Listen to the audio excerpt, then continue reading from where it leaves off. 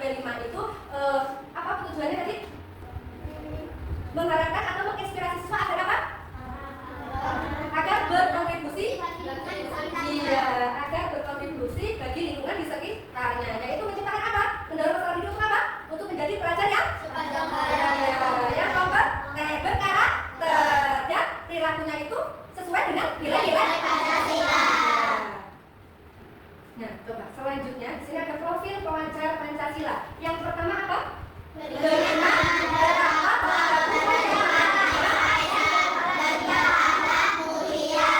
Iya, untuk profil pelajar Pancasila itu yang pertama, beriman, bertakwa kepada Tuhan yang Maha Esa dan berakhlak mulia, berakhlak baik. Yang kedua apa? Berkebinekaan global. Yang ketiga, bergotong royong. Yang keempat, yang kelima, iya, bernalar kritis. Yang keenam apa nih? Kreatif. Jadi di sini ya, untuk profil pelajar Pancasila, peserta didik itu dituntut untuk beriman, bertakwa kepada Tuhan yang Maha Esa dan berakhlak mulia atau berakhlak yang baik. Nah, selain itu peserta didik juga dituntut untuk berkebinekaan global ya. Selanjutnya peserta didik itu dituntut untuk bergotong royong, saling membantu. Ya. Yang keempat, peserta didik itu dituntut untuk mandiri ya. Mandiri itu apa maksudnya? Bukan mandiri sendiri loh ya. Mandiri itu apa? Anak-anak itu harus belajar mandiri. Apapun yang dikerjakan anak-anak itu, kalau bisa anak-anak itu harus kerjakan sendiri. Jangan apa? Ya, tidak boleh meminta bantuan ketika kita bisa mengerjakan sendiri ya. Kalau kita bisa mengerjakan sendiri, kita tidak harus menunggu bantuan orang lain ya. Paham? Belajar mandiri. Nah, selanjutnya bernalar kritis ya. Jadi peserta didik itu dituntut untuk bernalar kritis ya. Misal nih, Bu Arin menjelaskan materi berakhlak mulia, berakhlak baik, berakhlak terpuji. Nah, anak-anak itu jangan cuma diam. Anak-anak itu harus berpartisipasi. Kalau nggak mudah tanya, kalau belum tanya anak-anak harus jawab ya. Kita tuh harus bernalar kritis, berinteraksi ya. Kalau anak-anak itu punya pendapat, keluarkan ya. Kalau anak-anak itu punya pendapat, itu dikeluarkan ya. Bu, saya punya pendapat ini gitu ya. Jangan diam aja. Kalau anak-anak itu punya pendapat, itu ya harus dikeluarkan ya. Apalagi ketika kita berdiskusi. Paham? Dan selanjutnya peserta didik itu harus kreatif. Apa itu kreatif? Punya ide. Iya, punya ide. Jadi anak-anak itu jangan cuma seandainya nih guru memberikan tugas kelompok ya. Tugas kelompok itu tugasnya seperti apa sih? Mengerjakannya harus bersama-sama. Nah, jangan nanti di antara anak-anak itu ada yang cuma diem, nggak mau bantuin, nggak mau ngerjain. Itu jangan seperti itu ya. Anak harus kreatif ya. Kalau ada tugas itu yang kreatif, punya ide-ide dikeluarkan ya. Saya ini loh, saya bisa bikin ini. Jadi nanti temennya yang nggak tahu jadi bisa ya. Jadi anak itu harus kreatif. Oke. Baik, untuk selanjutnya di sini Bu Arin akan menayangkan video yaitu tentang bullying ya. Anak-anak perhatikan ke depan. Nanti yang ribut.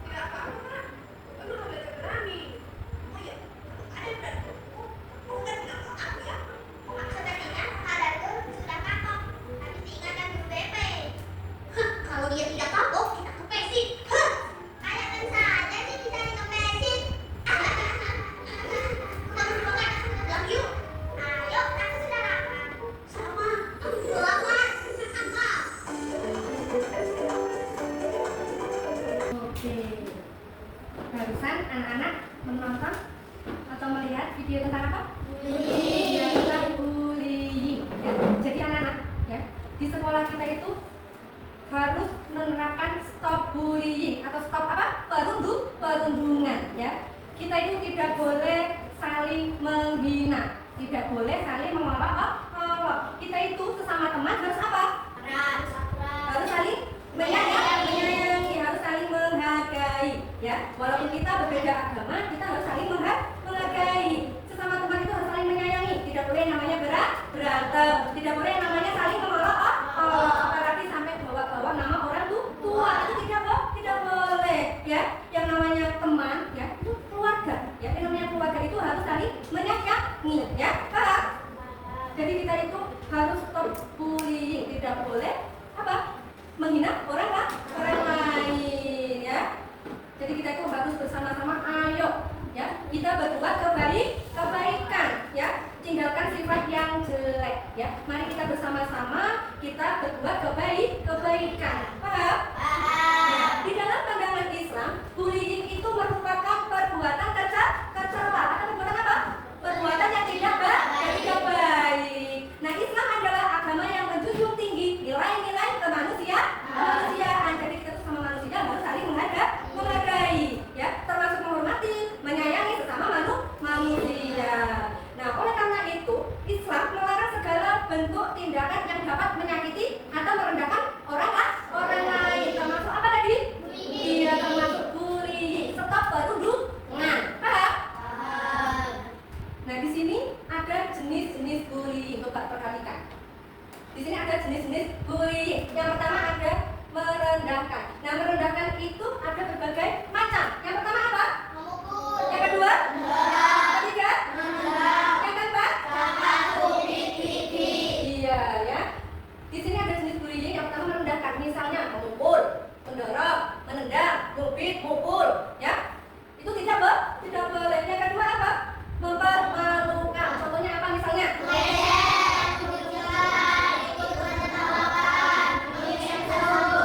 Iya, ya. Untuk jenis bullying mempermalukan itu ada beberapa contohnya. Misalnya mengejek, ya. Kita tuh sama-sama nggak boleh mengejek, ya. Misal nih, Adam. Misalnya tuh Adam pakai cara, Alvar badannya kecil, nggak boleh seperti itu, ya, nggak boleh mengejek. Jelek, hitam, tidak boleh seperti itu. Kita tuh di mata Tuhan, di mata Allah itu sama, ya. Tidak ada yang berbeda, kita tuh sama. Oke, paham? Selanjutnya mengucilkan. Tentang nih misalnya, ya. Misalnya nih, ada temanmu itu yang dekil, hitam, buluk. Nah, tentang temanmu itu ada yang dekil, hitam, buluk. Terus kalian itu nggak mau nemenin. Nah, itu tidak boleh. Kita tidak boleh mengucilkan teman. Kita tuh sama, ya. Di depan guru anak itu sama semua. Nggak ada yang diistimewakan, ya. Semua anak itu sama, ya. Yang ketiga, apa? Ikut menertawakan. Iya, kita tidak boleh ikut-ikut menertawakan teman kita, ya. Misalnya nih, ada teman yang jatuh. Kalau ada teman yang jatuh, harusnya kita apa? Kita tolong, jangan malah menertawakan. Itu tidak boleh. Yang selanjutnya mengirim pesan buruk. Nah, itu tidak boleh, ya. Kita mengirim pesan yang buruk, mata-matanya jelek-jelek, itu tidak boleh. Nah, yang selanjutnya apa itu? Mengganggu. Kita tidak boleh mengganggu teman, apalagi teman yang sedang konsentrasi belajar, ya kita juga harus ikut konsentrasi belajar. Kita tidak boleh mengganggu, kita tidak boleh saling mengganggu, ya. Paham? Meminta paksa. Misalnya Kayla itu punya jajan, ya. Terus Vira itu minta paksa, minta jajannya si Kayla. Kalau pelit, nggak boleh seperti itu. Kalau yang punya itu nggak boleh, ya jangan dipaksain, ya. Paham? Iya, kayak mau pinjem apa peralatan tulis itu, kalau yang punya kok ya nggak boleh, ya jangan memaksa. Tapi kalau seandainya Kayla punya pensil lebih 2, 3, kalau seandainya temannya itu ada yang lupa bawa, ya alangkah baiknya Kayla itu meminjamkan, ya. Terus jangan lupa yang dipinjamin itu harus mengucapkan apa? Terima kasih, ya. Jadi kita saling menolong, saling membantu. Paham?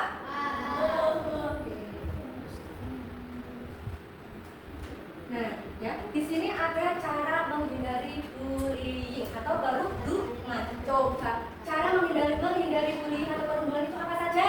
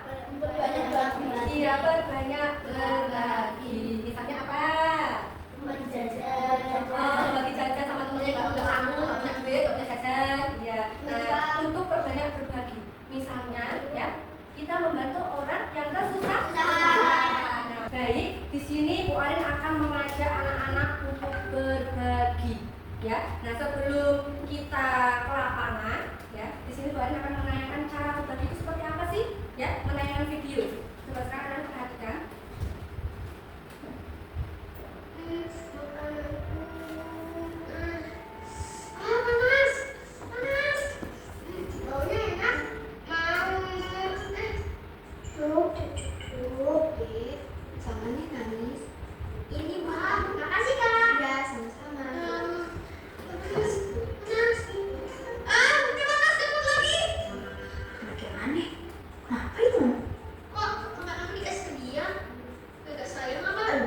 Membantu orang yang susah kan adalah perbuatan yang seharusnya.